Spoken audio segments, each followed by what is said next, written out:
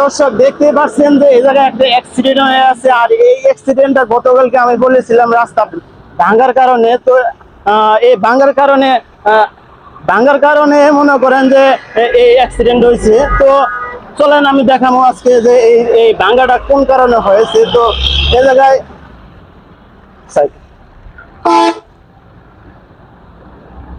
গাড়িটা দেখতে পাচ্ছেন একদম তছনছ হয়ে গেছে। এই গাড়ি কিন্তু একদম ঠিক করা হবে না।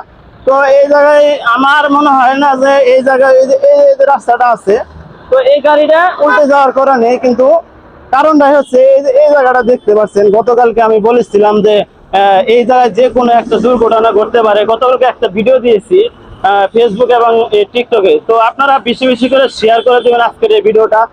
এই জায়গাটা আমার মনে হয় সংস্কার করা দরকার। আপনারা ইউটিউব থেকে যারা দেখতে পাচ্ছেন এবং সাংবাদিক বাইরে যারা আছেন, আমি আমি আপনাদেরকে দৃষ্টি আকর্ষণ করে বলছি যে এই যে রাস্তাগুলো আছে ভাঙ্গা রাস্তা, বৃষ্টির দিনে আপনার রাত্রেবেলা যে কোনো সময় এই যে দুর্ঘটনা ঘটতে পারে, আর যে কোনো সময় আরো এসে বড় দুর্ঘটনা ঘটতে পারে। সেজন্য আপনারা ভিডিওটি বেশি বেশি করে শেয়ার করে দিবেন, এই জন্য যে তারা জানি দেখে এই রাস্তাটা মেরামত করে। তো সবাই ভালো থাকবেন। আসসালামু আলাইকুম।